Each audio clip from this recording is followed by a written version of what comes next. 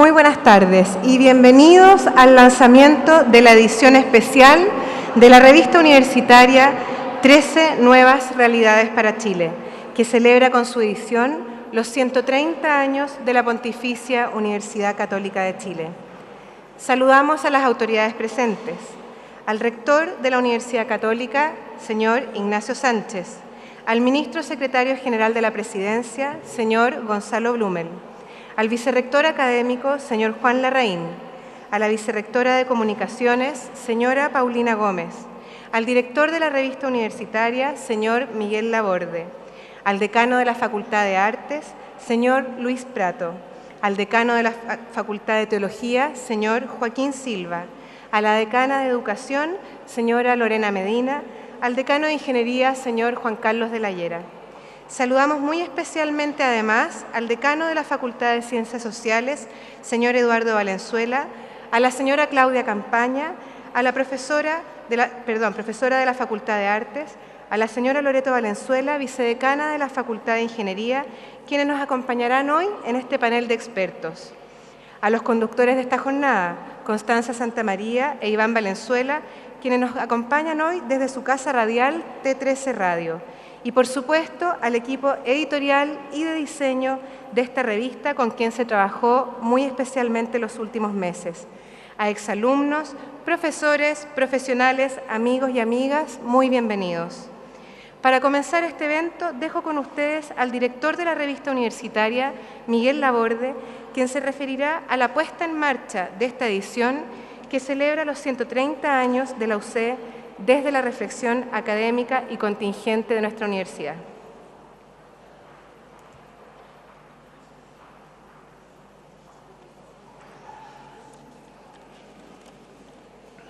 Muy buenas tardes, bienvenidos.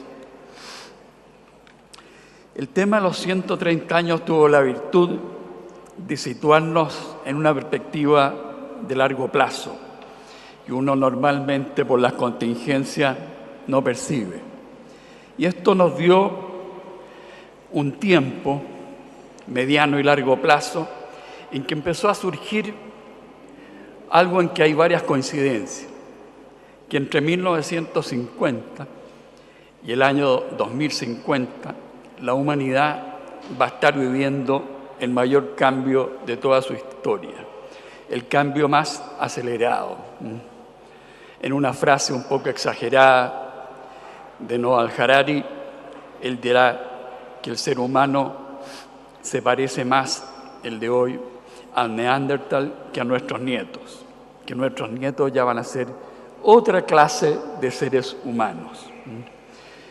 El mismo mundo, el mismo planeta está cambiando rápidamente y también se calcula que hacia 2050 ya no va a existir nada en el planeta que pueda llamarse remoto, lejano o distante. Bueno, en ese contexto, ¿qué es lo que Chile puede decir a esa escala un país como el nuestro? Hay una serie de conflictos que a uno bien pueden abrumarlo, pero como una universidad uno tiene el compromiso, la obligación de entrar a actuar. Y en ese actuar fueron surgiendo 13 temas, 13 grandes temas en función de las 13 décadas de historia de la universidad. Tanto el rector Ignacio Sánchez como los vicerrectores Pedro Bullón, Paulina Gómez y Juan Larraín nos dieron un inmediato respaldo. E incluso en el caso de los vicerrectores se integraron a un comité especial para examinar qué era más relevante abordar en este número, qué desafíos vienen para Chile. En este proceso se contó también con dos otros miembros, destacados periodistas, Eliana Rosas y Gonzalo Saavedra, quienes nos aportaron desde su disciplina para escoger contenidos, saber dónde poner el foco, qué, cómo comunicar. La elección de los 13 temas fue compleja, son muchos y había que priorizar, que fueran relevantes por una parte y también que la universidad contara con investigación dura como para efectivamente poder hacer un aporte al país. Los grandes problemas de hoy son interdisciplinarios y es por eso que en cada uno de los 13 tuvimos que escoger académicos de 2 y 3 facultades diferentes. Al respecto, debo recalcar que uno solo de los invitados se restó y con buenas razones. En su línea de trabajo no había llegado a conclusiones sólidas todavía. Los demás, 48 académicos, se dispusieron generosamente a dialogar, muchas veces por primera vez, con investigadores de disciplinas diferentes, lo que varios agradecieron porque el proceso los enriqueció. Tanto la vicerrectora de Comunicaciones, Paulina Gómez, como la directora de Comunicaciones, Verónica Guarda, participaron activamente en cada etapa, permitiendo que el proceso interno de la revista estuviera conectado con el devenir de la universidad. Debo reconocer que no todos los académicos redactan sus ideas con claridad meridiana, acostumbrados muchas veces a comunicarse entre los que ya conocen los términos propios de la disciplina. Grande fue la tarea para la editora de la revista, Daniela Farías, hasta lograr textos diáfanos, comprensibles para un lego en la materia. Una historiadora, Carolina Loyola, nos apoyó en la discusión de los contenidos. En la ilustración de los temas debemos destacar el trabajo de los fotógrafos César Cortés, Karina Fuenzalía y Álvaro de la Fuente. Como ustedes verán, con la revista en las manos, hay ahí una riqueza visual complementaria de alto nivel. Como plataforma de comunicación también visual, los aportes de la directora creativa Soledad Ola y el diseño a cargo de Fernanda Ulloa y María Inés Vargas es el responsable de que la revista sea un producto estético, agradable en las manos, atractivo de hojear, mirar, leer. En la producción ejecutiva de varios largos meses fue María Cristina Rivera la encargada. Quiero agradecer a quienes participaron porque el resultado es sugerente. Como decía al principio, si uno se sumerge en el calentamiento global, la contaminación de los ríos y océanos, las tragedias del hambre, las migraciones sin destino, la pérdida de empleos por robotización, los conflictos raciales y étnicos, puede uno ahogarse fácilmente. Pero como revista universitaria no podemos. Es nuestro deber priorizar los problemas para que aparezcan en la agenda pública, poner en valor a los investigadores, destacar sus propuestas para que el país cuente con las mejores herramientas para enfrentarlos. Esta fue justamente la misión confiada a la revista cuando nació el año 1915. Es la tradición que hemos heredado y que esperamos con este número proyectar al futuro. Muchas gracias.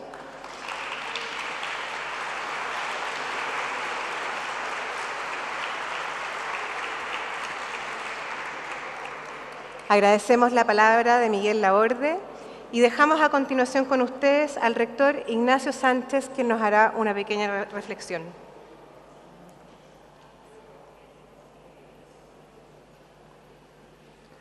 Muy buenas tardes. Vamos a acercarnos al micrófono porque hay problemas acústicos aquí. Gracias a todos por estar hoy día, aceptar esta invitación. Particularmente quisiera agradecerle al ministro Gonzalo Blumel por estar acá. Se ha hecho tiempo en su agenda y lo valoramos mucho. A nuestro vicerrector académico, la vicerrectora de Comunicaciones, la directora de Comunicaciones, el director de la revista universitaria. Un saludo muy especial a Constanza Santamaría y a Iván Valenzuela.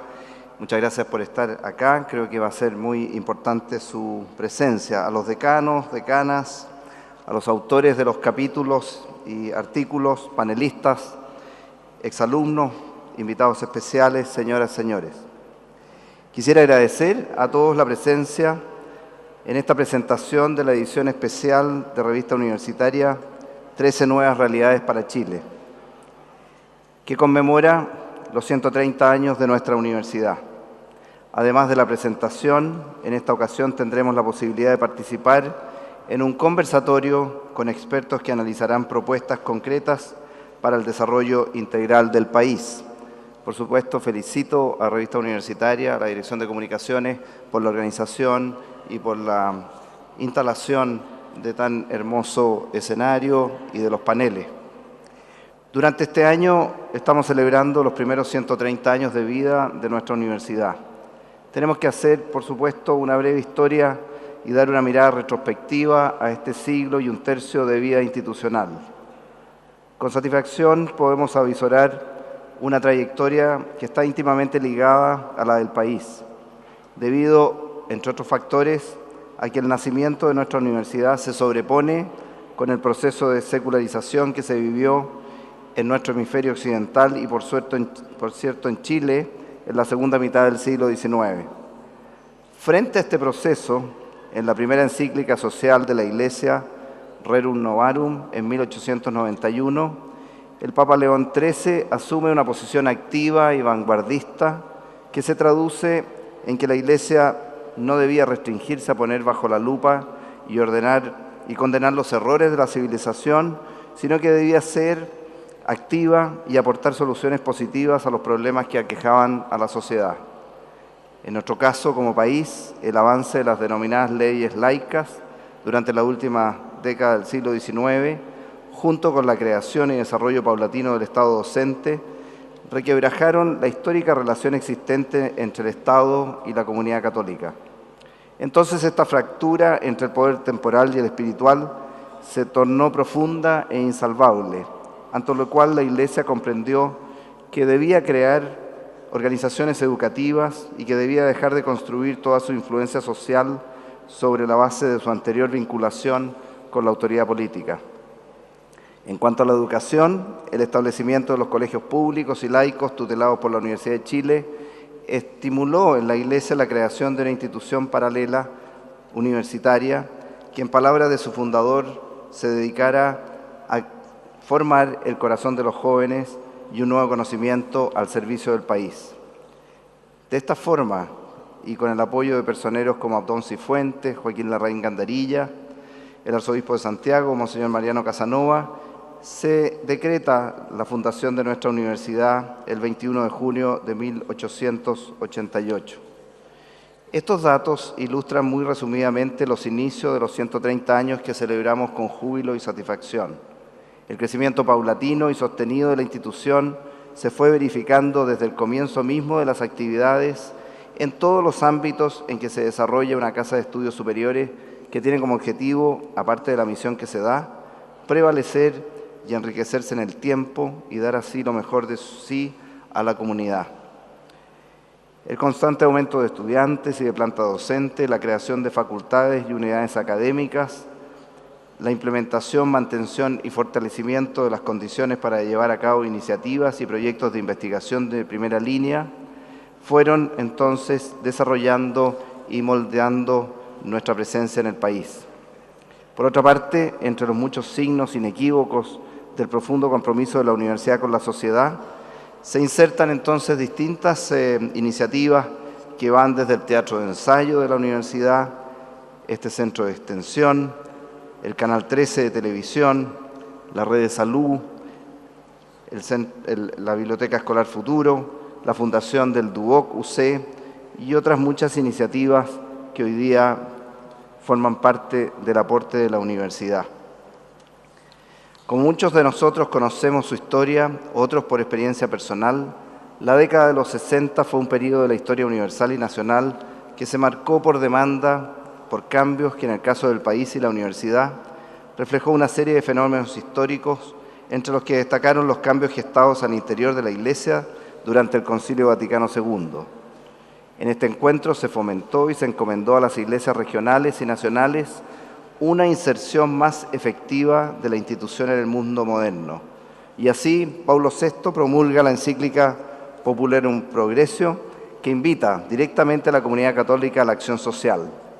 Coincidencia, ese mismo año se dio inicio al proceso de reforma universitaria, la que abarcó aspectos académicos, reglamentarios, de gobierno interior y administrativos, cuyos efectos se presentan hasta la actualidad. Festejamos 130 años de vida, 13 décadas en que la RU ha optado por representar simbólicamente en 13 temas que plantean desafíos profundos para el Chile actual y futuro, que ha presentado muy bien Miguel Laborde. Pero estos temas no pretenden mostrar históricamente la trayectoria de la universidad, sino que plantean interrogantes e hipótesis acerca de temas estratégicos y de amplio espectro de reflexión. A modo de ejemplo, ante la imperiosa necesidad de adaptarnos a un mundo que está en continuo cambio y que requiere de miradas de mediano y largo plazo, ¿cómo se puede sortear los muchos desafíos que deben enfrentarse en las próximas décadas? ¿Qué desafíos son prioritarios? ¿Y por dónde podemos empezar con los principales? Orientados por esta perspectiva, con la selección de temas que llevó a cabo el comité ad hoc de esta revista universitaria, ha acompañado con fidelidad y compromiso el devenir desde 1915, se quiso contribuir al futuro del país, pues estos temas son cruciales y como tales ameritan una profunda reflexión de la academia y de quienes tienen la responsabilidad de generar las políticas públicas. Los lectores podrán encontrar estos 13 temas en el índice de esta edición especial de la revista, las que en los últimos años ha estado bajo el cuidado de Miguel Laborde y el trabajo dedicado de Ediciones UC, a quien agradezco muy sinceramente. Entregamos entonces este número de aniversario institucional con la satisfacción del camino recorrido y con la voluntad y compromiso de continuar siendo una verdadera contribución al país. Así lo hemos hecho desde la universidad durante estos 130 años, en los que hemos colaborado con el desarrollo social, cultural, espiritual y económico del país, a través de la formación de científicos, académicos, artistas, profesionales, servidores públicos, pero ante todo la formación de personas con compromiso público y sentido de aportar al bien común de la sociedad. Muchas gracias por estar acá y a participar de este encuentro.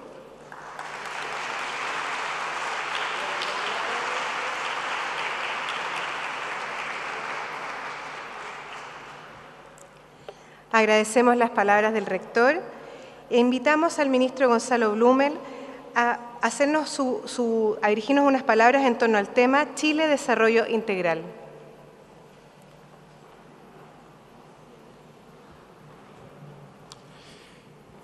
Hola, ¿cómo están? Muy buenas tardes.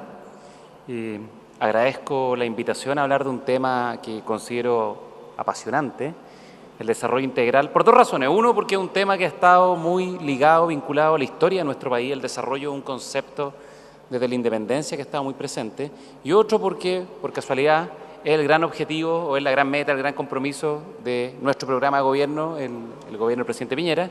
Y como además me tocó a mí participar en la elaboración del programa, es un tema que me produce especial alegría poder conversarlo acá en esta instancia académica, pero que busca generar un diálogo también con actores sociales, con la política, con el mundo de la sociedad civil.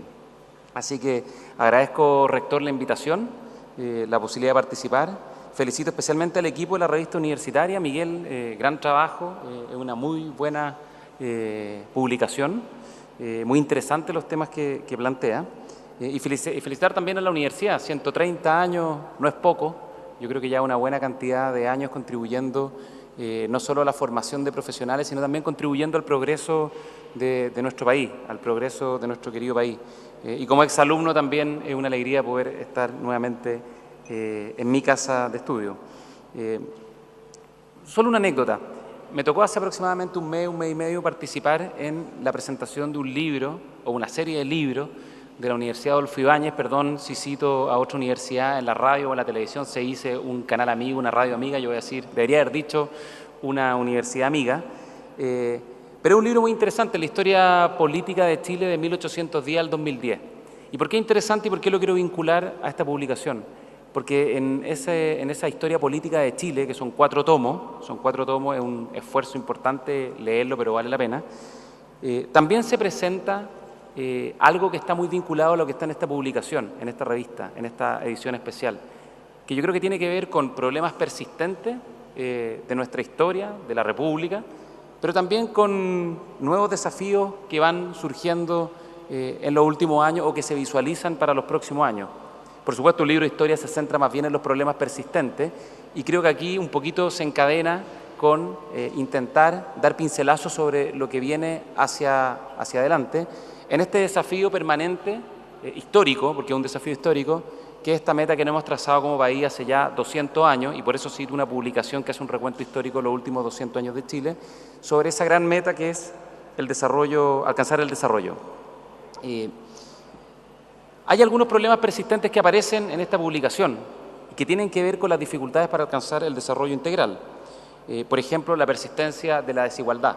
Es un tema que está presente, hay un buen texto que ilustra algunos aspectos interesantes al respecto y muestra que es uno de los desafíos pendientes que tenemos que abordar. El rol de la mujer, por ejemplo, es otro tema que también está presente. Y también se presentan nuevas realidades, yo creo que eso es bien interesante, como por ejemplo el tema de los nuevos flujos migratorios, que es un tema sin duda de la máxima importancia, o la necesaria cultura del emprendimiento y la innovación para el crecimiento de nuestro país, digamos. Me llamó la atención algunos temas que no están. Esto no es una presentación de un libro, así que no voy a hacer críticas, pero me faltó el cambio climático, me faltó la cuarta revolución industrial, que están por ahí delineados, pero me imagino que en una futura edición son temas que van a tomar. Y el punto es que yo creo que entre los problemas persistentes o estos temas como que están pendientes, más estos nuevos desafíos, yo creo que está muy bien ilustrado cuáles son los temas que como país tenemos que abordar, y digo como país porque no solo el gobierno, también en la academia, en la sociedad civil, son las instituciones privadas, para alcanzar el desarrollo integral. El desarrollo integral que precisamente es el gran objetivo que tiene el programa de gobierno del presidente Piñera. Yo lo quiero repetir, yo sé que este es un tema importante para la universidad, plantear esta idea de que el desarrollo tiene un apellido, que no es un desarrollo con un puro nombre, sino que también tiene un apellido que es desarrollo integral. Y eso es una cosa que yo creo que cambia un poquito el eje de la discusión y de los desafíos que tenemos que abordar como país, porque ya no es solamente crecimiento económico, ya no es solamente encabezar los índices de PIB per cápita en Latinoamérica y alcanzar los índices que, por ejemplo, tienen países desarrollados, como por ejemplo Polonia, Grecia, la República Checa, sino que también tiene que ver con un concepto más bien vinculado al desarrollo integral de las personas, de los individuos y de la sociedad en su conjunto, lo que se llama el desarrollo humano o el desarrollo integral. Y en ese sentido, nuestro programa, de hecho, contempla una hoja de ruta, un plan de gobierno, son más de 700 compromisos para poder abordar algunos de estos desafíos. Los programas de gobierno nunca son omnicomprensivos, por cierto, hay cosas que quedan fuera, pero plantea una hoja de ruta para avanzar en esa dirección. Y quiero hacer especial hincapié y reiterar el punto de que este desarrollo tiene un apellido, ya no es el desarrollo ochentero que discutíamos respecto a alcanzar ciertos niveles de crecimiento y progreso económico. Tampoco es el desarrollo, por cierto, de nuestros padres fundadores, porque el desarrollo es algo que está muy presente en nuestra historia. Al comienzo de los albores de la República, el desarrollo era más bien el ideal de la libertad, la autonomía, la independencia, que después vino complementada con el orden de lo que fue el periodo de los decenios conservadores y la República portaliana. Pero fue la libertad un primer ideal, y después en el centenario fue un ideal más bien de progreso económico y social. De hecho, ese fue el momento en que históricamente hemos estado más cerca de alcanzar lo que se entiende por desarrollo, pero desde esa perspectiva de desarrollo como progreso económico y social.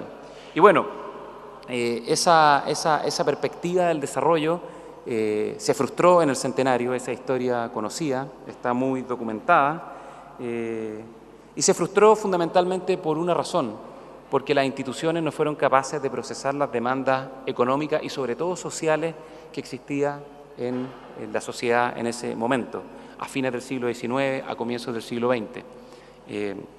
De hecho, se habló en ese momento de la crisis del centenario, que fue un momento donde por una parte había altas expectativas, pero también una sensación de malestar y de frustración que tiene alguna similitud con la sensación que hay en el bicentenario. Ignacio Irarráza lo ha comentado muchas veces a propósito de las encuestas y las publicaciones bicentenario, donde también se plantea esta dicotomía del bicentenario entre el progreso y las expectativas y por otra parte la frustración y el malestar. Esto que Carlos Peña habla de alguna manera los males de la modernización capitalista. Bueno, en el centenario hubo una sensación en ese sentido. Enrique Maquiver lo planteó en el Ateneo, señalaba con una metáfora qué es lo que atajaba el poderoso vuelo de la República, y así un conjunto de intelectuales y pensadores de la época como por ejemplo Alberto Edwards, el mismo Encina, que escribió este famoso libro Nuestra inferioridad económica, dieron cuenta de la frustración y el ocaso del sueño del desarrollo, que en ese momento no tenía apellido, pero que tenía que ver fundamentalmente con progreso económico y social. Y de hecho, en ese contexto es cuando nace y se desarrolla la Universidad Católica, a fines del siglo XIX, a comienzos del siglo XX, como lo decía el rector por iniciativa de la Iglesia Católica y también del arzobispo de Santiago, Monseñor Mariano Casanova, en un contexto donde empezó a surgir un actor político fundamental en nuestra sociedad, que fue el proletariado, a partir de la cuestión social que no solo se dio en Chile, sino también se dio en el mundo. Y en ese momento el sueño, este ideal del desarrollo, se fue apagando. En ese contexto también surge el primer Congreso Social Católico, donde en el fondo se intenta dar cuenta de cómo de alguna manera habían dificultades muy graves, muy complejas para abordar los desafíos sociales que tenía nuestro país en ese momento, y en definitiva empieza a generarse, a producirse una crisis en el centenario que básicamente se basa en tres fenómenos fundamentales.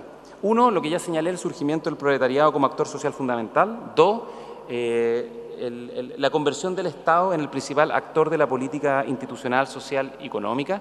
De hecho, Mario Góngora alguna vez dijo que el Estado es el gran configurador de nuestra identidad como nación. Y tres, lo que señalaba previamente, el desajuste entre el progreso político institucional y la realidad económica y social.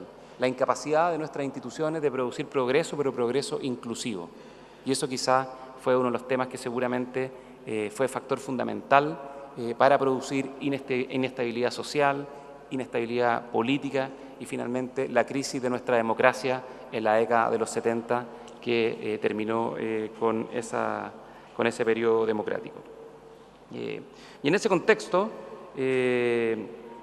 hemos tenido en los últimos 30 años nuevamente una suerte de reimpulso en este ideal del desarrollo. De hecho, esto fue planteado dentro de los programas de gobierno y las metas que plantearon algunos presidentes, como el presidente Frei Ruiz-Tagle, el presidente Lagos. De hecho, se planteó que al 2000, al 2010, después posteriormente, íbamos a alcanzar esa meta, ese ideal. Y ese ideal, bueno, se ha vuelto a postergar nuevamente para mediados de la próxima década. Y es parte de lo que nosotros hemos tomado en nuestro programa de gobierno.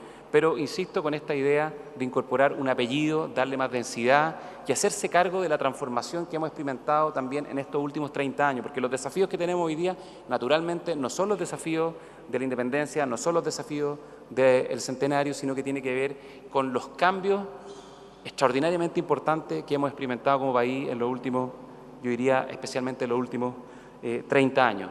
Si uno mira la historia reciente, las últimas 3 décadas en Chile, hemos tenido avances notables en materia económica, en materia social, en materia política, pero en materia institucional nos hemos ido quedando atrás.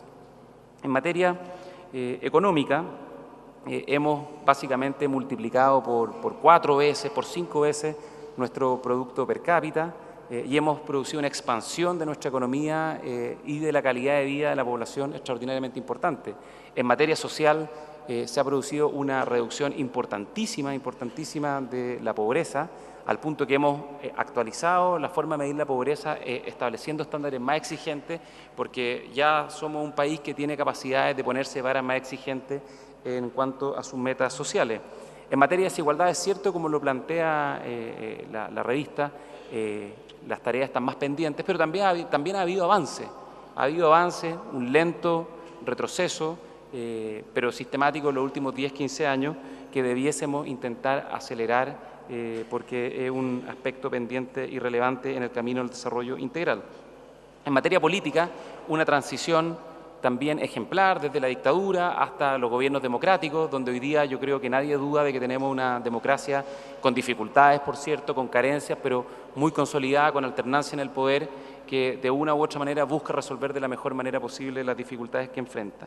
Y en materia institucional quizá está la pata más coja de este proceso de modernización de los últimos 30 años. Octavio Paz diría, parafraseando la situación mexicana, una modernización incompleta porque la modernización económica, social y política en materia institucional se nos ha ido quedando atrás. El Estado básicamente sigue siendo el mismo, las instituciones han tenido poco cambio, salvo la creación de nuevos ministerios y de nuevos servicios, pero no hemos adaptado las instituciones desde el siglo XX hacia el siglo XXI. Nuestro Estado fue creado en el siglo XIX, moldeado y madurado en el siglo XX, pero todavía no ingresa al siglo XXI. Y un punto central, todo este fenómeno de modernización de los últimos 30 años, que es clave para entender el cambio en el concepto de esta idea del desarrollo como desarrollo integral, yo creo que está fundamentalmente configurado por el surgimiento del principal actor que tiene nuestro país hoy día, que es la clase media o las clases medias. Si en el centenario el actor político y social fundamental era el proletariado, el mundo obrero, el mundo social, hoy día es la clase media. Clase media que, por cierto, no nos engañemos, es muy distinta a la clase media de la década del 50, de la década del 60, que era hija de los liceos, que era hija fundamentalmente del crecimiento del aparato estatal. Hoy día es más bien de la educación particular subvencionada, del consumo, tiene otras características, pero se transformó en el actor fundamental de nuestro país, pasando del 20% de la población en el año 90 a 2/3 en la actualidad. Y eso no solamente introduce un actor nuevo y fundamental, sino que cambia también las expectativas y las aspiraciones que tenemos como país. Y ese quizás yo creo que es el tema central en esta idea de pasar del desarrollo al desarrollo con apellido, al desarrollo integral. La clase media, como lo documentó hace mucho tiempo Tocqueville en La democracia en América, hace ya más de 150 años o más, tiene fundamentalmente dos características: el surgimiento de expectativas muy importantes, anhelos de progreso y movilidad social, pero también temores frente a la modernidad, temores frente a estar solo, frente a los accidentes de la vida, frente a los fracasos del ciclo vital. Y ese creo yo en lo personal, y es parte de lo que está en el corazón de nuestro programa de gobierno, es quizá el factor fundamental que tenemos que abordar. ¿Cómo generamos las instituciones y las condiciones para el progreso económico, social e institucional que se hagan cargo de este cambio en la expectativa y el surgimiento de estos temores frente a la modernidad que tiene fundamentalmente la clase media? Esto no es algo muy nuevo lo que estoy diciendo, pero es algo que tiene mucha profundidad y que tenemos que mirarlo bien en serio. Y por eso, ¿qué es lo que hemos hecho como gobierno en estos 8 meses? Precisamente hacernos cargo de estos elementos que tenemos que ir abordando como país. El presidente lo planteó en la campaña y en el programa, es producir una segunda transición hacia el desarrollo integral. La primera fue a la democracia, la segunda es hacia el desarrollo integral que además tiene también ciertas concepciones normativas, un ideal meritocrático por una parte, con un ideal solidario, una sociedad que cree en el mérito, que cree en el progreso y la movilidad social, pero también cree en la solidaridad, dos cosas que vienen encadenadas, producen una combinación muy virtuosa. Y esa segunda transición al desarrollo integral requiere varias cosas, y eso es de hecho lo que hemos venido haciendo, como les decía, en estos 8 meses, y con esto termino. Por una parte, algo que es bien fundamental, recuperar la capacidad de nuestro país de producir progreso y crecimiento. Eso obviamente no es un fin en sí mismo, pero una condición, como decimos en ingeniería, condición necesaria. No suficiente, pero condición necesaria para todo lo demás. Sin el primer piso, que es el crecimiento, que es el progreso, que es la creación de bienestar, el segundo piso y el tercer piso de esta casa común no van a ser posibles. Por lo tanto, para nosotros también ha sido una prioridad fundamental reimpulsar los motores del crecimiento, los motores del emprendimiento, de la innovación, de la creación de empleo. Y eso obviamente tiene ciertas dificultades que tenemos que abordar, porque hay problemas bien persistentes, bien estructurales, y otros bien coyunturales, como situaciones externas, por ejemplo, la guerra comercial China-Estados Unidos. Entonces, es un desafío clave, fundamental, pero es un primer piso. Junto con eso hemos venido también abordando lo que nosotros llamamos las urgencias sociales, desde el tema migratorio hasta el tema de las pensiones. Hoy día tenemos una reforma a las pensiones que es un tema quizá el tema más de fondo que tenemos que abordar, que tiene que ver con un cambio muy importante en la estructura demográfica de nuestra sociedad, el envejecimiento de nuestra población y la situación de que la población pasiva va a ser cada vez un actor más dominante dentro de nuestra sociedad. Lo mismo, por ejemplo, toda la situación de la infancia, y quizá una cosa que yo creo que es un poquito más estructural. Dado este cambio el surgimiento de esta clase media, la política social tiene que hacerse cargo también de pasar de una mirada asistencialista a una mirada donde se acompaña a las familias a lo largo del ciclo vital para generar oportunidades en base a esas expectativas de movilidad social y de progreso, pero también apoyo frente a las dificultades de la vida, frente a los accidentes del ciclo vital. Eso también es un cambio de paradigma. Y un tercer punto, que no es una reforma que pase por el Congreso, y a mí eso me alegra mucho porque no todas las reformas legislativas son muy costosas, hay que transpirar mucho. Hay reformas que no pasan por el Congreso. pero que son más difíciles a veces y que tiene que ver también con producir un cambio en el clima político y social de nuestro país. Tenemos que recuperar la capacidad de crear acuerdos, de generar consenso y de tener entendimientos amplios entre todos los sectores. Quizás no vamos a estar de acuerdo en todo, pero sí necesitamos instalar la idea de que generar consenso y acuerdo es algo que es deseable, algo que es bueno para nuestro país. Por lo tanto, es progreso económico, es también progreso social y un cambio de paradigma en materia social respecto a la política social y cómo venimos enfrentando las dificultades de esta nueva clase media, pero también es entender que el desarrollo integral requiere la capacidad de construir ciertos ideales comunes, ciertos consensos mínimos, ciertos puntos de acuerdo que se han compartido ampliamente por la sociedad. Recuperar un clima de amistad cívica, una cultura de diálogo, eso no es fácil.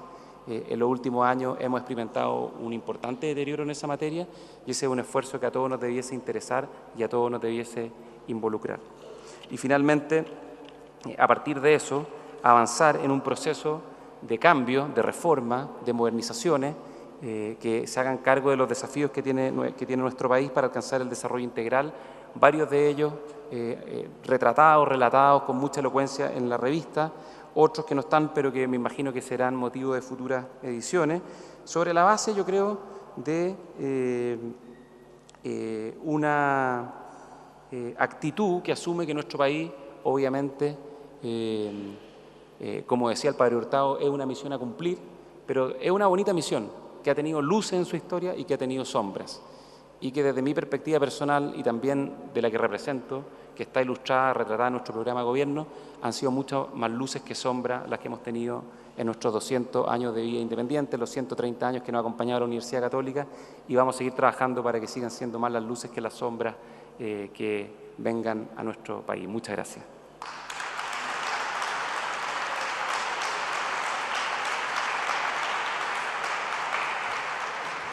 Agradecemos las palabras del ministro Gonzalo Blumel. Invitamos al rector y al ministro a pasar acá adelante para hacerle entrega de un presente para agradecer su presencia el día de hoy.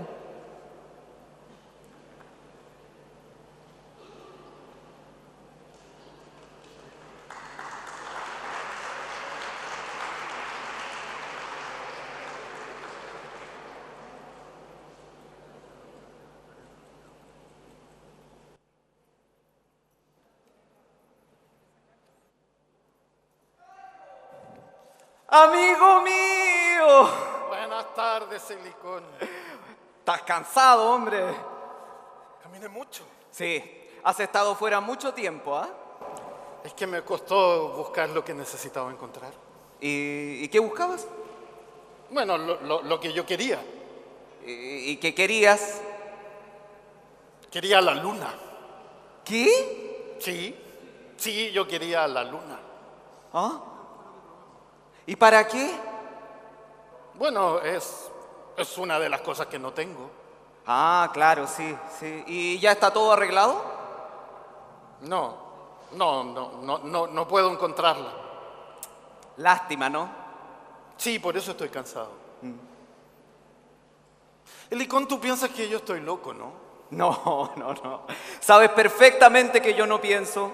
Soy demasiado inteligente para hacerlo.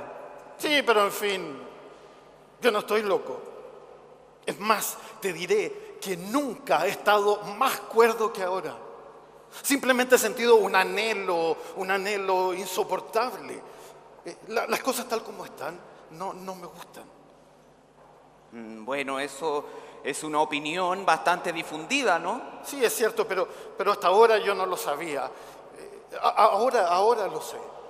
No soporto este mundo. No me gusta tal como es. Por eso necesito la luna o la inmortalidad o la felicidad, cualquier cosa que no sea de este mundo. Sí, eso es un pensamiento razonable. Lástima que no pueda llevarse a cabo. ¿Qué sabrás tú? Las cosas no se terminan o no se acaban porque no se persevera. Tal vez baste con ser lógico hasta el final. También ahora sé lo que está pensando. Tanto drama por la muerte de una mujer. Pero no es eso. Creo recordar, es cierto, que hace unos días murió una mujer a la que yo amaba, pero ¿qué es el amor? ¿Qué es el amor? Poca cosa. No, esta muerte no ha significado nada para mí, te lo juro. Simplemente me ha indicado una verdad, una verdad que me lleva a desear la luna, una verdad simple y clara que por muy demente que sea, cuesta incorporarla y también sobrellevarla. ¿Y cuál es esa verdad? Los hombres mueren y no son felices. Bueno, ¿esa es una verdad con la que nos arreglamos de lo más bien? O sea, observa a tu alrededor. Nadie ha dejado de comer por eso. Sí, pero entonces todo lo que está a mi alrededor es una mentira. Y yo quiero que vivamos en la verdad.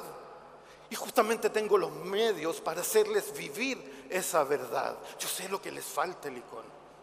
Les hace falta el conocimiento y un maestro que les haga ver esa verdad. No te ofendas por lo que voy a decir, pero creo que deberías ir a descansar. No, eso no va a ser posible, Helicón. ¿Por qué? Porque si descanso, ¿quién me va a traer la luna? Es verdad. Escucha, oigo voces y pasos. No digas nada. Entiendo. Promete que me vas a ayudar a partir de ahora. Bien, pero sabes que sé muchas cosas y pocas cosas me interesan. ¿En qué quieres que te ayude? En lo imposible.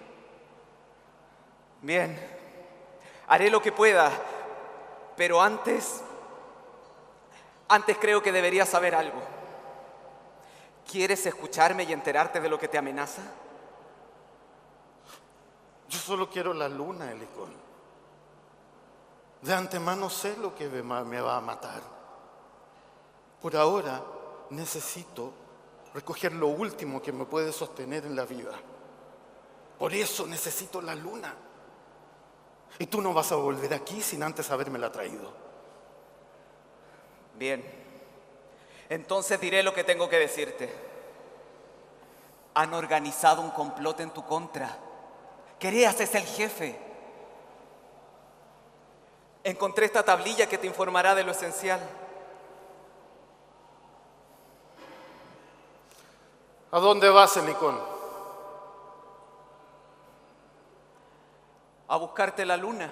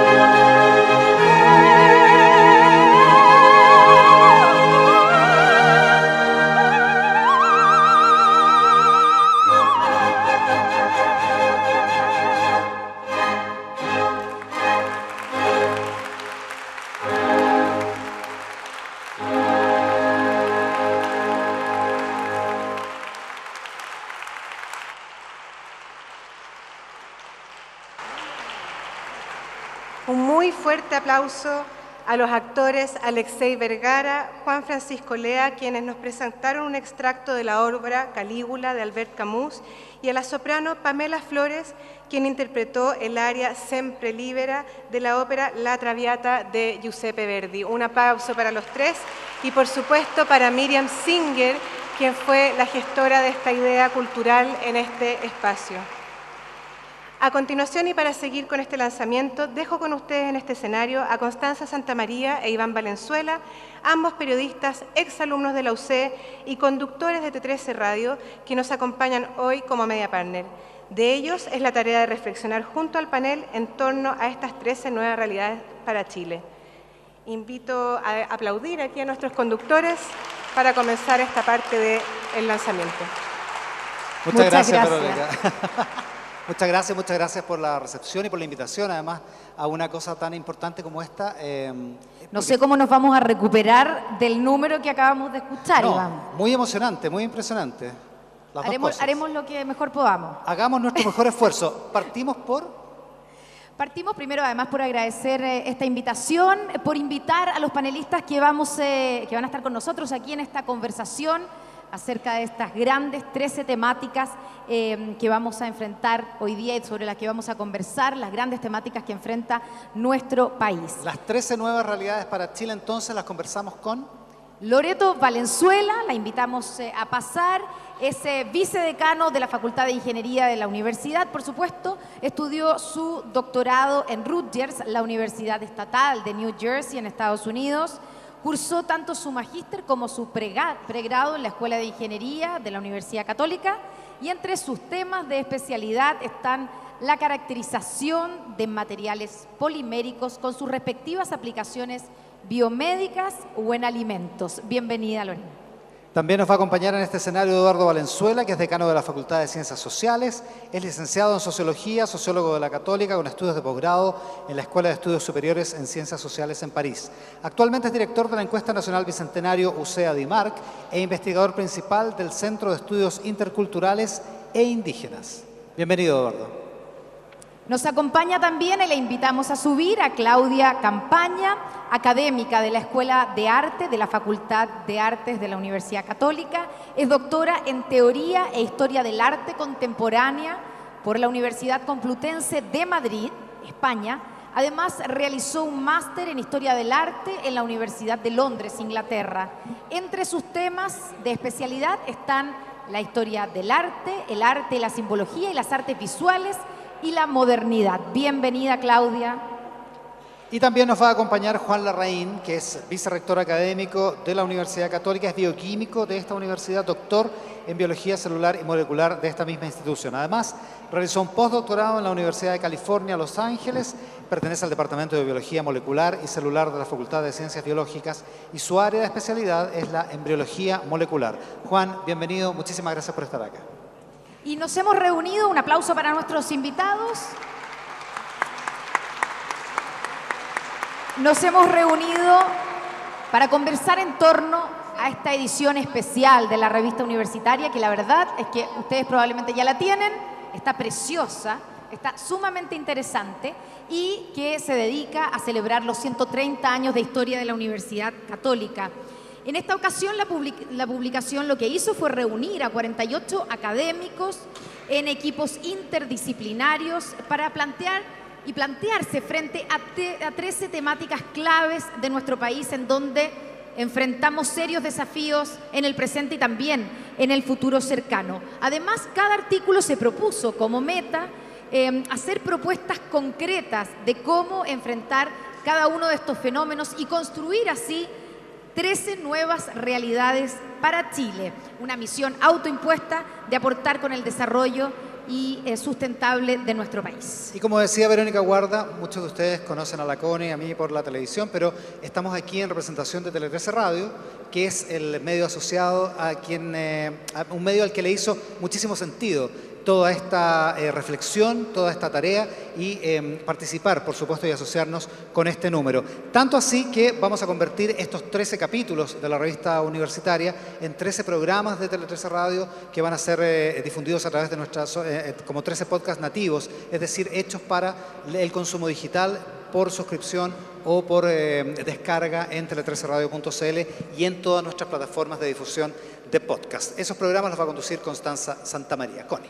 Iván, muchos de estos 48 autores están hoy día, se encuentran aquí en este salón, como por ejemplo el decano de la Facultad de Artes, Luis Prato, y uno de los autores de uno de los 13 capítulos, el último, que está ahí, Pensar el país con arte, que no porque sea el último va a ser el menos importante, eso esperamos, sobre todo cuando estamos hablando de arte. De hecho, por ahí vamos a partir, Luis, y mi pregunta es, en el capítulo, una de las cosas que se dicen es que el arte es un derecho humano fundamental.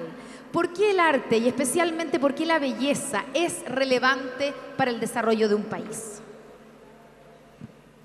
Gracias, buenas tardes, gracias por la pregunta. En verdad, ¿sí?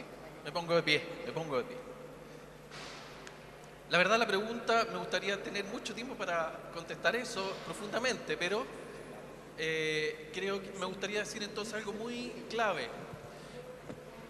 Es importante para toda persona vivir la experiencia del arte y entendamos arte no como la obra de arte, no como el producto de los artistas. El ser humano en su dignidad, parte de su dignidad es la experiencia humana, estética de vivir la belleza. Y vivir la belleza significa, contestando también la segunda parte de la pregunta, no significa solo disfrutar de las cosas lindas, de las cosas maravillosas que nos ofrece el arte o la naturaleza. También significa enfrentarnos a los dolores de la humanidad, a las preguntas que no tienen respuesta, como las preguntas que se hacía nuestro actor Alexei Vergara.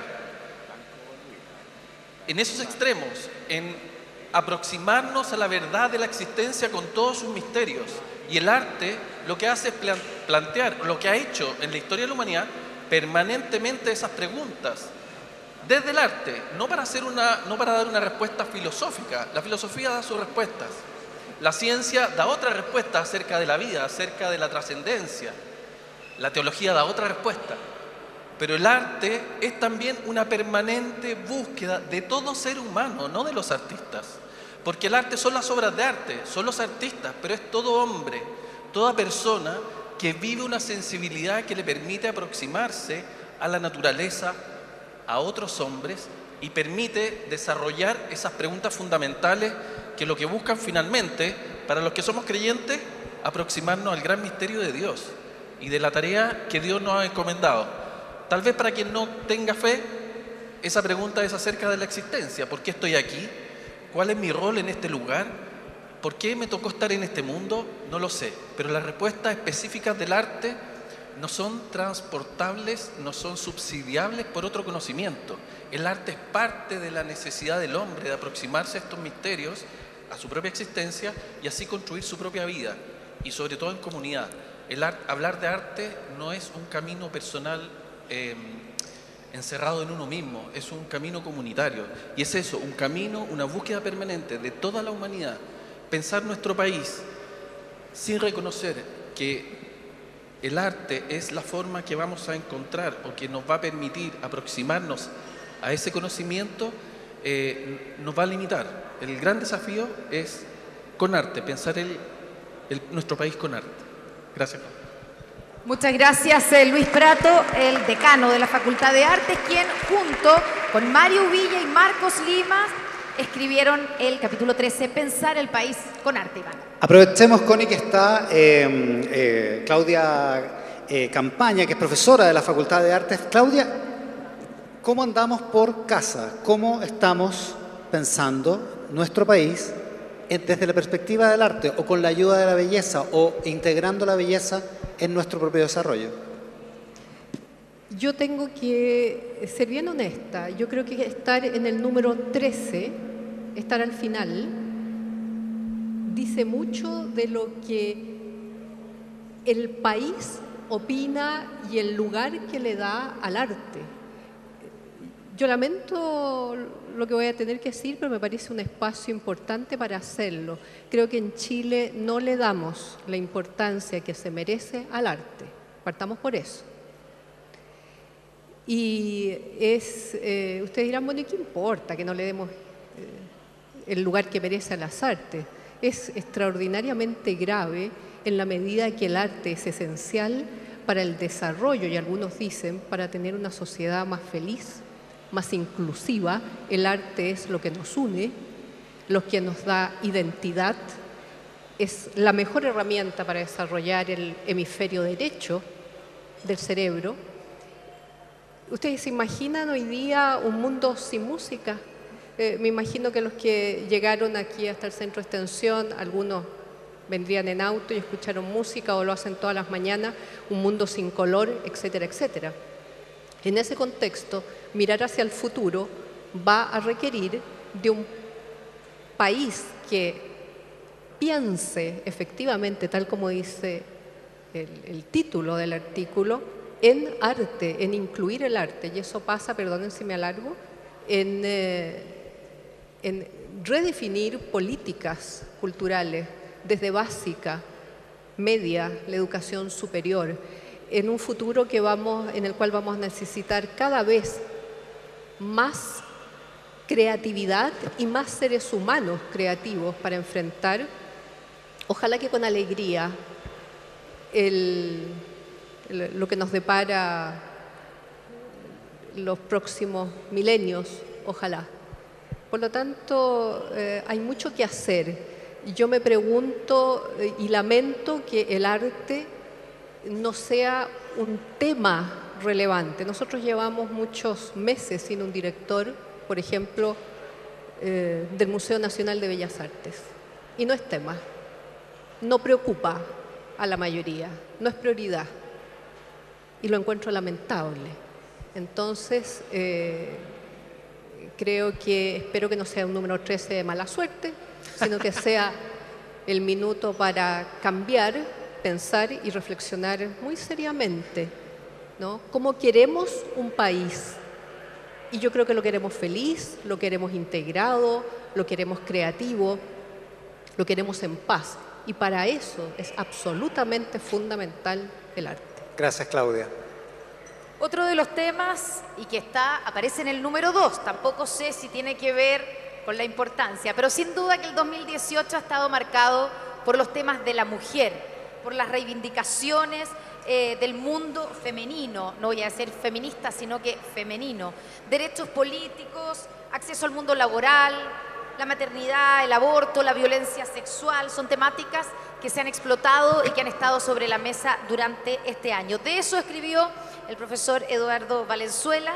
Y Eduardo, yo quiero preguntarte, se llama Valentía de Mujer este capítulo. Sin duda ha sido este el año de las reivindicaciones, pero todavía no es suficiente. Todavía el rol de la mujer, la participación laboral de la mujer está todavía al debe en nuestro país.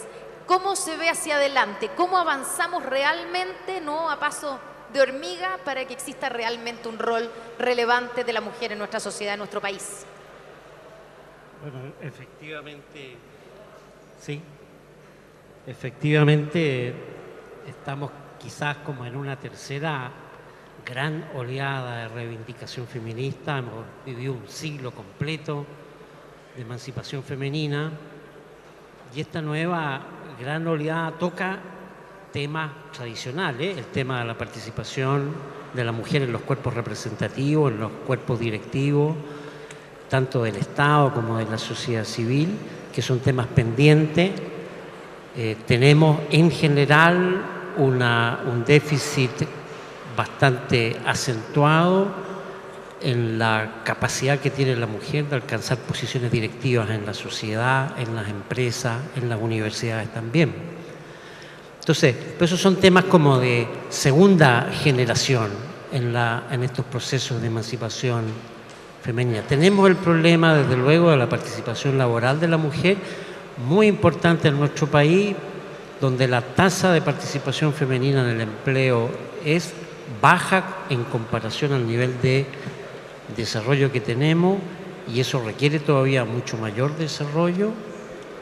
Y tenemos, sin embargo, y también sumado a esas reivindicaciones históricas, estas reivindicaciones nuevas de tercera generación, diría yo, relacionadas con el abuso, la violencia, el acoso sexual, la demanda, yo creo, muy profunda por respetar y dignificar el cuerpo de la mujer y el trato que se le brinda en la sociedad. Hay que entender quizás que la violencia y el abuso contra la mujer en cierto sentido se ha intensificado en una sociedad que ha desregulado las relaciones entre hombres y mujeres, en una sociedad que ha en cierto sentido mercantilizado crecientemente el cuerpo de la mujer a través de la industria publicitaria, del desarrollo de la industria pornográfica y cosas similares, de modo tal que uno tiene que pensar la violencia y el acoso y el abuso contra la mujer no como rémoras del pasado, sino como productos precisamente de una sociedad moderna, de una sociedad desarrollada. Por eso no es casual que el tema de la violencia contra la mujer surja en el corazón mismo de los países más desarrollados, ultramodernos y de mayor liberalización en el planeta, ¿no?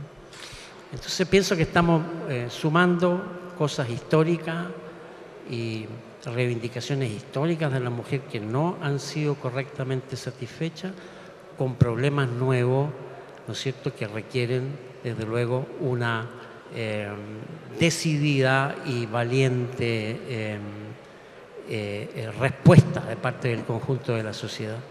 Ya decíamos que Eduardo Valenzuela junto a Carmen Domínguez hicieron este trabajo sobre el tema de la mujer, pero me gustaría aprovechar que estamos con la vicedecana de la Facultad de Ingeniería, con Loreto Valenzuela. Loreto, ¿cómo se vive esto que se llama en los textos de la revista, este maremoto feminista que se ha vivido este año, desde la perspectiva académica en una universidad como esta y en una facultad como Ingeniería?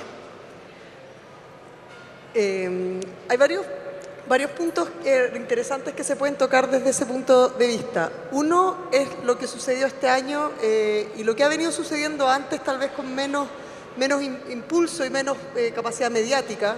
Yo creo que lo que pasó este año, la ventaja que tuvo fue salir en la prensa, salir en los medios, que hizo que todo el mundo, nosotros incluidos, lo tomáramos en serio. Creo que no estoy tan convencida de que haya más violencia ahora. Yo creo que ahora hay más seguridad en denunciarlo, declararlo y en reconocer ciertas cosas que teníamos normalizado.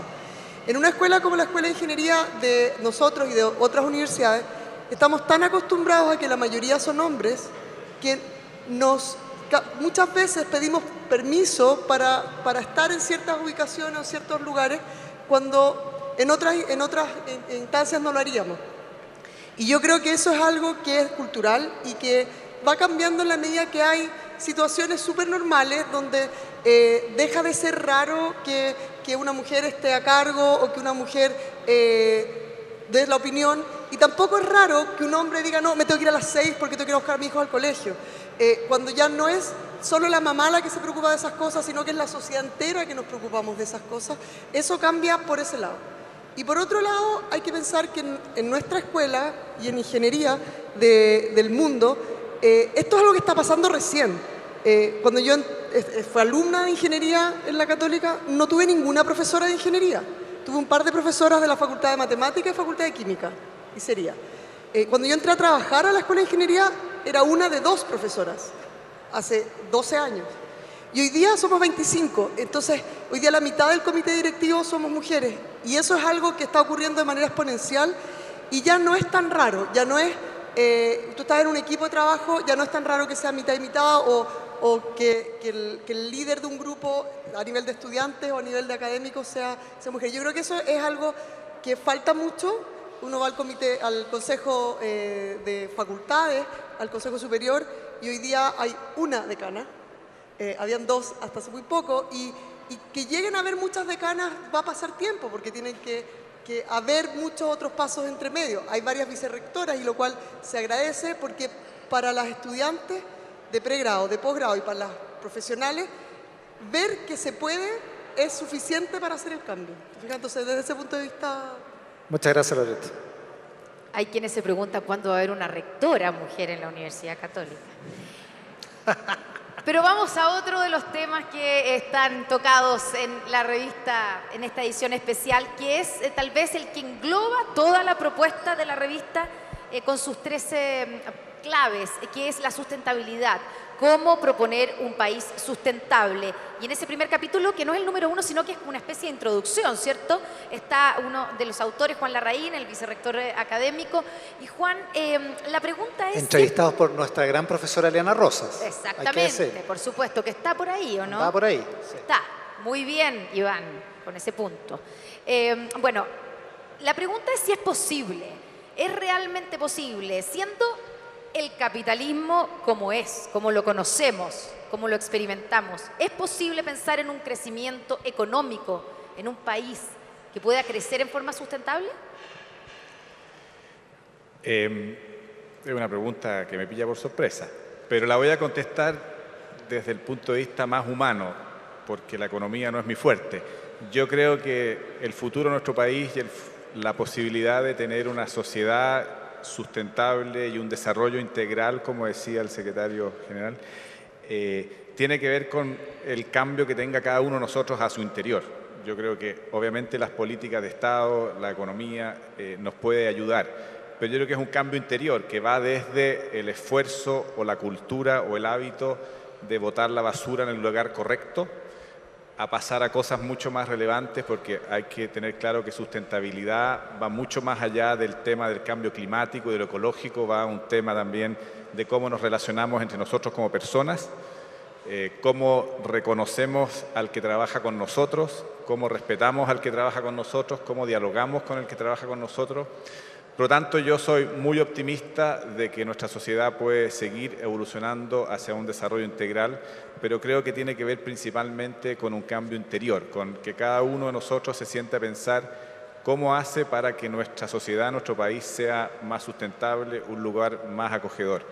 Entonces, en ese sentido, y ahí también, por supuesto, reforzar nuestro rol como institución de educación superior, que tenemos la función de formar personas, de educar, cómo nosotros vamos produciendo esos cambios en el comportamiento, en la mirada de todos nuestros jóvenes, que son los que van a hacer que cambie la cultura. Y en ese sentido, por eso, este tema es el que engloba un poco la revista, porque sabemos que el mismo Papa que nos habló en este mismo lugar, lo ve como el tema general que engloba todo. Y ahí, como Iglesia Católica y como Universidad Católica, creo que tenemos una oportunidad de generar ese cambio individual. Y estamos trabajando fuertemente para que nuestros jóvenes tengan ese sello. Por lo tanto, una mirada de optimismo de que podamos generar ese cambio. Muchas gracias, Juan. Hablemos, Connie, de la propuesta número 5, que se llama Crecimiento hecho en Chile, un artículo de Michael Leatherby, Conrad von Igel y Lorena Barrientos, que es profesora de la Facultad de Química de la Universidad Católica. Lorena, ¿cómo estás? Buenas tardes. Ponte de pie para que te vea toda la gente. Un aplauso para Lorena, por favor. Muchas gracias.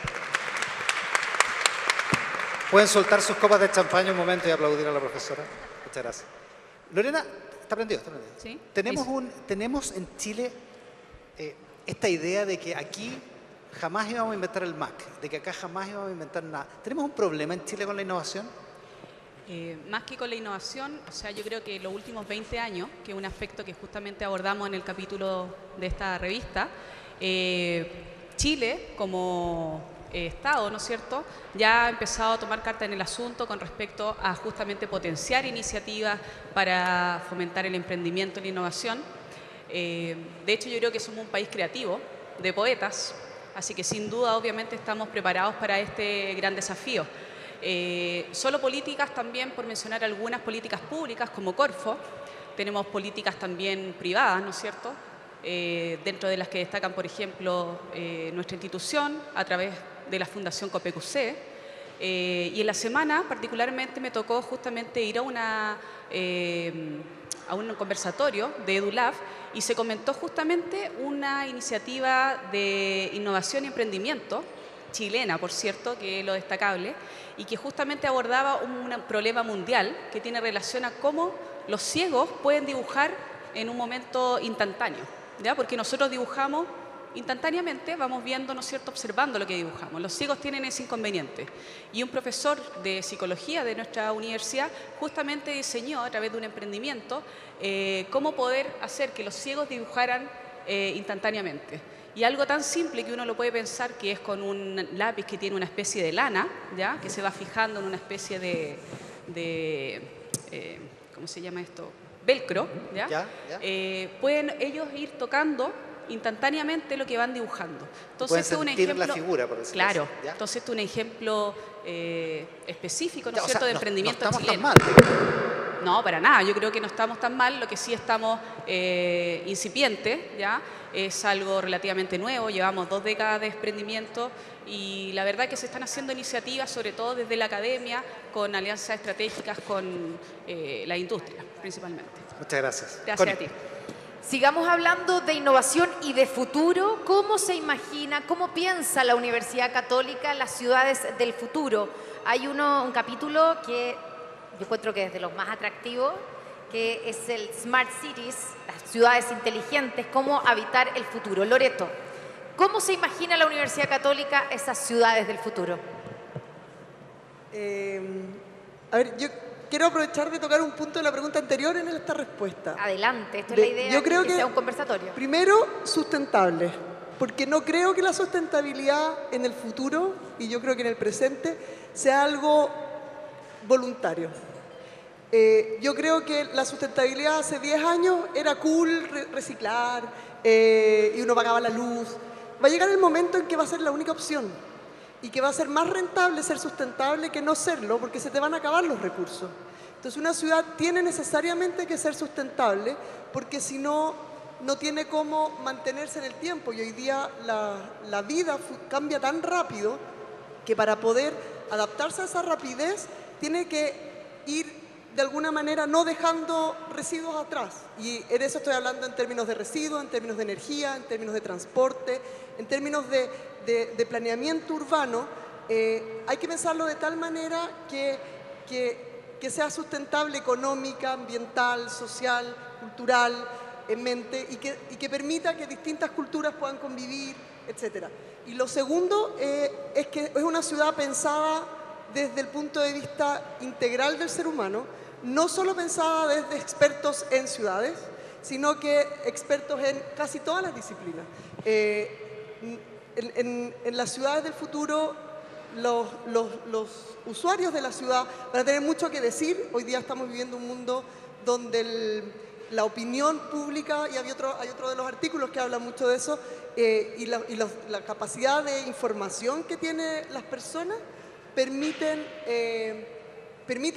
y potencian la posibilidad de que todos puedan de alguna manera contribuir. Entonces, más que inteligente es porque la ciudad piense sola, es porque se pensó entre todos de una manera inteligente. Connie, volvamos sobre las Smart Cities o las ciudades inteligentes, pero antes quiero preguntarle a Juan, que es vicerrector académico de esta universidad, ellos lo saben, nosotros no. Juan, ¿cómo entonces le van a enseñar a los alumnos en esta universidad para ese futuro que realmente no conocemos, que podemos prefigurar, podemos imaginar, pero no sabemos cómo hacer? Bueno, esa pregunta es muy interesante, la quisiera ampliar más allá solo del hecho de la sustentabilidad.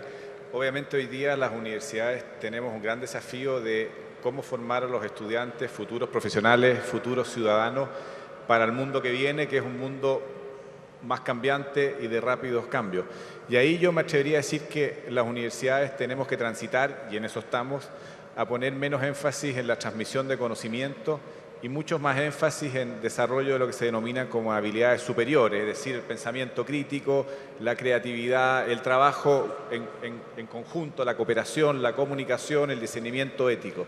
Y eso nosotros como universidad lo abordamos fuertemente a través de lo que denominamos nuestro plan de formación general, que es donde tratamos de agregar valor a la formación del estudiante que va más allá de su disciplina. Y ahí también quisiera resaltar una iniciativa que tiene algunos meses, que queremos reforzar, y tenemos un curso especialmente dedicado a eso. Ahí está el profesor Juan Carlos Muñoz, que estamos tratando de que todos nuestros estudiantes se sienten a pensar sobre el tema de la sustentabilidad a través de cursos de formación general. Y ahí también agregar que creo que es clave que la universidad y la formación de nuestros estudiantes no se agota en lo disciplinar y en la sala de clases, sino que hoy día probablemente una de las actividades más importantes de la formación es lo que ocurre fuera de la sala de clase. Nuestros estudiantes tienen un sinnúmero de actividades extracurriculares, tenemos actividades que apuntan a la sustentabilidad. Entonces creo que la formación universitaria hoy tiene que ser activa, tiene que ser participativa, y ese es un poco el desafío que se nos pone para lograr lo que menciona Loreto y lo que queremos en el futuro. Gracias, Juan. Juan, el vicerrector, nombraba al profesor Juan Carlos Muñoz, que lo tenemos aquí. Le pedimos que se pare, autor del artículo de Smart Cities. Y la pregunta... También le pueden dar un aplauso, ¿eh? También le pueden dar un aplauso, por favor. Para la inspiración. Gracias, y la pregunta, Juan Carlos, es ¿cuáles son las pistas, las claves para una planificación urbana que sea más sustentable y democrática? El tema de la ciudad es un tema crítico, porque no solamente porque la humanidad está evolucionando hacia tener cada vez más ciudades, el 90% de los chilenos vivimos en ciudades, sino también porque dentro de las ciudades hay demasiadas fuerzas, demasiadas acciones individuales que tienen un enorme impacto en terceros. Y es por eso que no es posible realmente pensar que las ciudades van a poder ser gobernadas simplemente con desagregar las decisiones de modo que cada persona haga lo que, de alguna manera, lo que más le conviene, lo que más le parezca. Y de alguna manera el concepto de Smart City nos conduce un poco en esa dirección, de decir, mire, le vamos a dar información, le vamos a dar elementos para que usted pueda tomar las mejores decisiones. El problema es que esas mejores decisiones muchas veces tienen un prisma muy individual.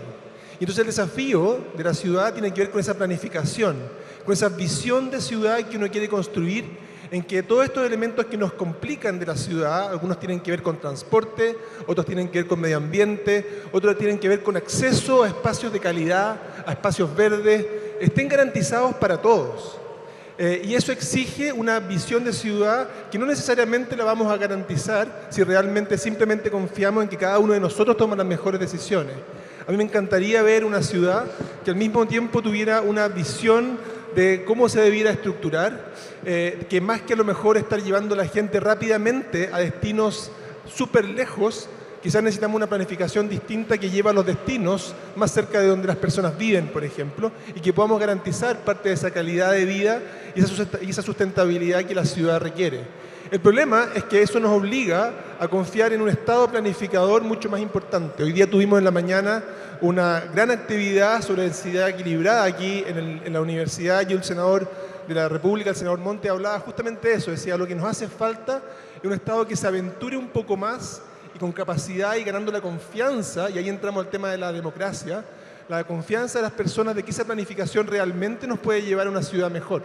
Pero en definitiva el tema del Smart City creo que también es un riesgo en términos de esa democratización, porque no todas las personas tenemos el mismo acceso a los distintos equipamientos y no todas las personas, ¿verdad?, tenemos el mismo nivel y poder y capacidad de influir en esas decisiones que nos afectan a todos. Entonces, es importante que cuando estamos pensando en ciudades inteligentes entendamos que esto no es simplemente hacer que cada uno de nosotros tome mejores decisiones en forma individual, sino que cómo usamos esas herramientas para que colectivamente podamos estar en un espacio mucho mejor, mucho más bello, mucho más amable, mucho más inclusivo y mucho más eficiente también. Muchas gracias al profesor Juan Carlos Muñoz. Iván. Connie, llegó el momento en que hagamos participar a algunas personas de nuestro público. Hay algunas preguntas en el público y quiero pedirle a Paulina Gómez, vicerrectora de Comunicaciones, que realice la primera pregunta. Paulina. Gracias, Iván. Yo quiero hacer una pregunta a la profesora Campaña, porque yo soy una mujer optimista. Y como también vengo del mundo de las comunicaciones y de los símbolos, quiero decir que el lugar 13 es un lugar de muy buena suerte. Y quiero decir que además queremos que represente el desafío de la tercera década de vida de la Universidad Católica, con una de las facultades que se han creado en el último tiempo. Y desde ahí, lo que le quiero preguntar, yo comparto el tema de que el arte es una deuda y las humanidades son una gran deuda en este país. Y desde ahí, ¿qué es lo que podemos avanzar? ¿Cómo podemos avanzar de manera más rápida en el desafío por tener más sensibilidad hacia el arte, valorar más las humanidades y finalmente valorar el ser personas más integrales?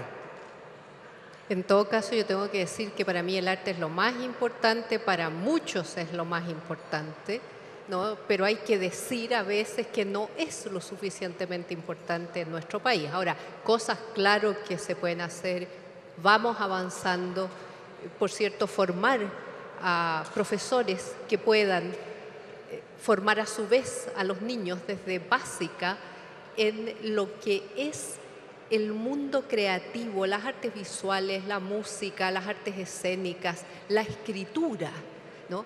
Podemos también nosotros aportar, y lo estamos haciendo, porque la Universidad Católica de hecho tiene hoy el primer doctorado en artes, y eso es preparar a profesionales para que puedan publicar, investigar, porque tenemos nosotros tanto inédito, tanto todavía por hacer. Yo siempre digo, en Europa encontrar de qué tesis doctoral voy a escribir es muy difícil, porque hay tanto escrito sobre tantos temas. Aquí es extraordinariamente fácil. Entonces, primero formar, y formar excelentes docentes, excelentes investigadores que se puedan hacer cargo y ocupar, ¿no?, de las publicaciones.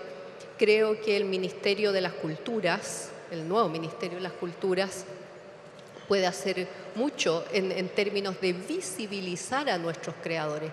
Y también, dado que está Iván, están aquí dos destacadísimos periodistas, creo que los medios pueden hacer algo también. Desde las comunicaciones en la universidad podemos ayudar, tenemos la obligación, ¿no?, de ayudar a formar incluso gestores culturales.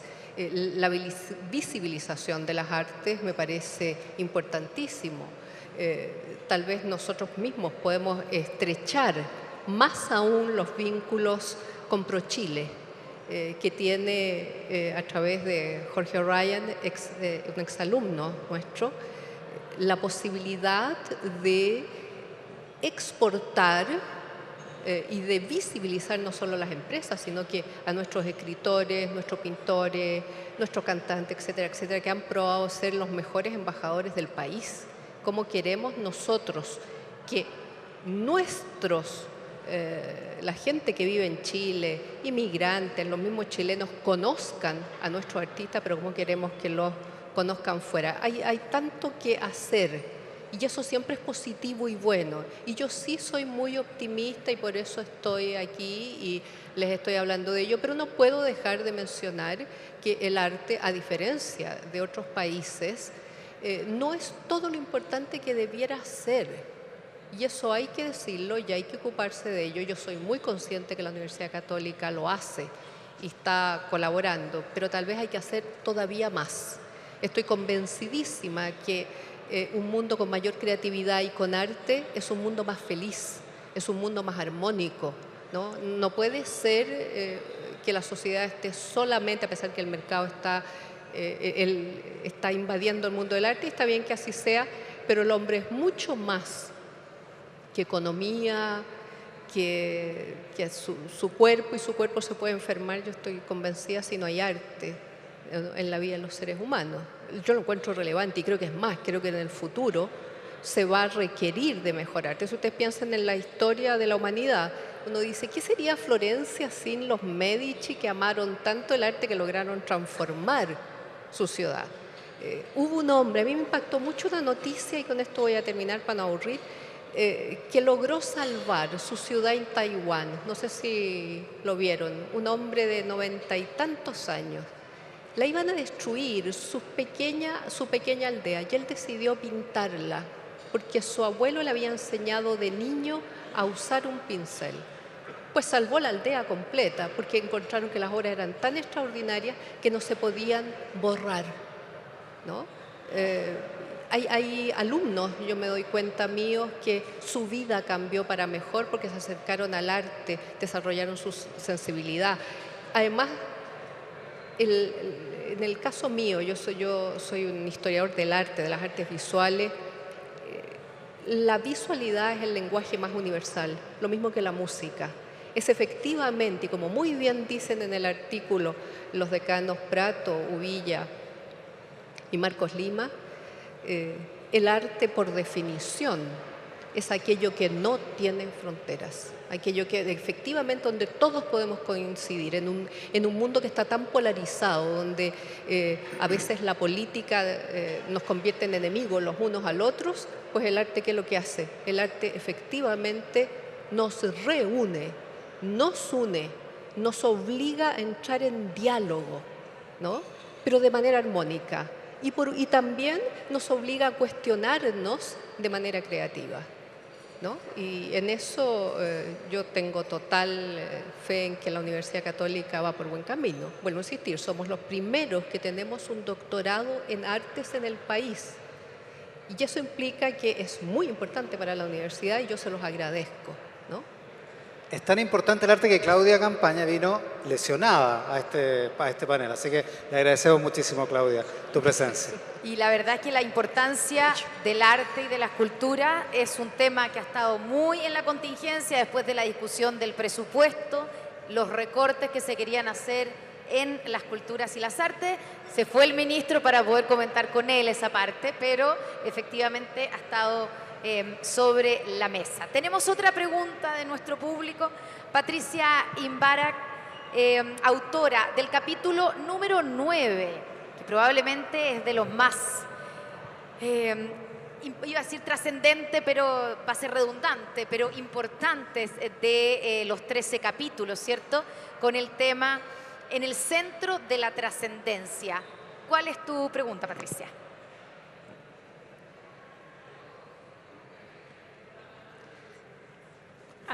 ¿Quieres que formule una pregunta? Exacto, sí. Sí, ok. En relación a lo que estábamos conversando, unir belleza con esta dimensión trascendente. Nosotros elaboramos el capítulo 9 con el decano Joaquín Silva de la Facultad de Teología y con María Elena Pimstein, y tocamos el tema de la trascendencia y que de alguna manera colinda o se toca con esta idea que mencionaba Luis al principio, esta idea de la importancia de la belleza. Como la belleza es un elemento que también nos lleva a esa perspectiva de lo trascendente, a formular preguntas de sentido y también encontrar respuestas. Claudia, si puedes iluminar también eso. A ver, yo de nuevo, la belleza. Bueno, la belleza es un concepto extraordinariamente cambiable y modificable dependiendo cuáles son las épocas, los conceptos que tenemos. Ahora, esa idea de trascender, de espiritualidad, de lo cual ustedes hablan en los textos, son efectivos, porque te obliga la relación con lo que es bello a poner en valor la armonía, que es absolutamente esencial para el ser humano. No sé si te estoy respondiendo, la verdad, pues no se escucha todo lo bien que quisiera. Te diría que hay una afirmación que se hace al respecto de ello, y la voy a leer textual. Dice: el arte es una herramienta, y a través del arte también la belleza, ¿no?, crucial en la expectativa de avanzar hacia una sociedad feliz. Y eso pareciera que debiera ser una de las prioridades futuras. Yo te diría que el hombre tiene derecho, ¿no?, a desarrollar, y la belleza ayuda, un camino espiritual, un camino que le ayude a reflexionar por qué está aquí en la vida, para qué, ¿no?, y vivirlo de mejor manera. Disculpa porque no escuché muy bien la pregunta, ¿no? Hay un eco muy fuerte, pero creo que se entendió. Yo quiero aprovecharme de la trascendencia para preguntarle al decano Eduardo Valenzuela sobre cuál es el nuevo rol que juega en la sociedad el diálogo y la búsqueda de sentido de la vida. Bueno, es una pregunta difícil. Yo pienso que en general la religión cumple un rol insustituible, que ni la política, ni el arte, ni la medicina, ningún otro sistema cumple, ¿no? Y que es básicamente responder a las cuestiones inexplicables, inefables, indecibles, que no se pueden responder, por decir así, intramundanamente, con las categorías que nosotros tenemos para apreciar el mundo. El problema del dolor, del sufrimiento, del mal radical, de la injusticia, en sus formas más radicales, de la muerte, son problemas que responden los sistemas religiosos. La religión está llamada, creo yo, a pervivir. No tenemos, yo creo, en el horizonte de las sociedades, incluso ultramodernas, un desvanecimiento de la religión como muchos piensan o creen, ¿no? Desde los albores de la modernidad se ha dicho la religión va a desaparecer. No desaparece, porque la religión tiene esta capacidad de responder estas cuestiones cruciales que ningún otro sistema tiene. Estas preguntas de fondo. Entonces, yo pienso que la religión va a perder influencia social en el futuro, pero va a conservar la capacidad de iluminar la conciencia de las personas, la conciencia personal. Y la religión va a sobrevivir en la medida y siempre que haya personas en este mundo, ¿no? Entonces, incluso se puede decir, y muchos lo han dicho, la religión va a ganar, por decir así, en capacidad de interpelar a la persona más que a la sociedad. Y en ese sentido yo creo que la pregunta por lo trascendente es una pregunta enteramente vigente. Estamos en el tiempo de nuestro panel. Le queremos agradecer a Loreto Valenzuela, Eduardo Valenzuela, Claudia Campaña, Juan Larraín. Muchísimas gracias por participar de esta conversación. Un aplauso para todos nuestros académicos. Muchísimas gracias a todos. Verónica Guarda. Antes de que nuestros invitados se bajen del panel, quisiéramos invitar al rector Ignacio Sánchez y a la vicerrectora de Comunicaciones a entregarles un presente a los panelistas y a nuestros conductores del día de hoy.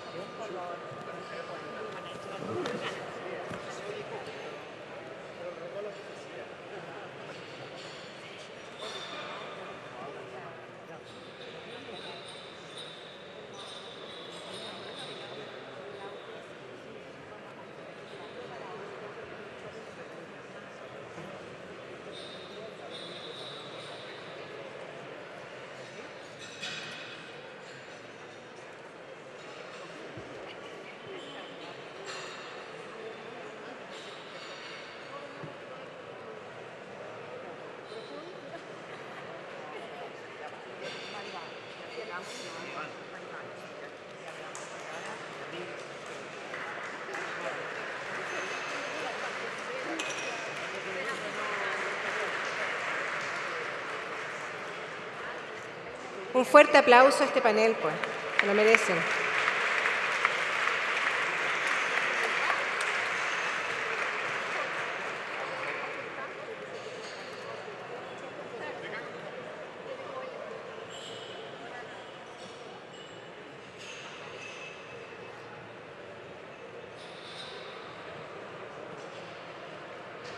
Bien, damos por finalizado esta ceremonia.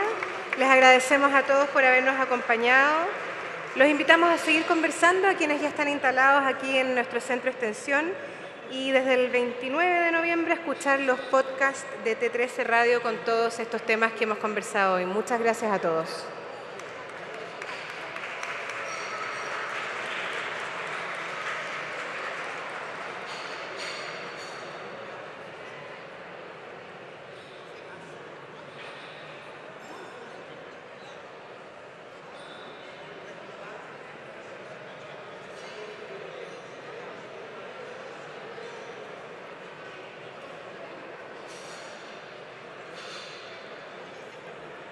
Y para los lectores de nuestra revista, aquí a la izquierda del centro de extensión hay un estupendo libro que se llama Palabra Recobrada, que son ensayos de 100 años de la revista universitaria, editados por Carlos Oliva, miembro de mi equipo. Los invito a acercarse, a conocerlo y ojalá lo compren también porque está muy bonito.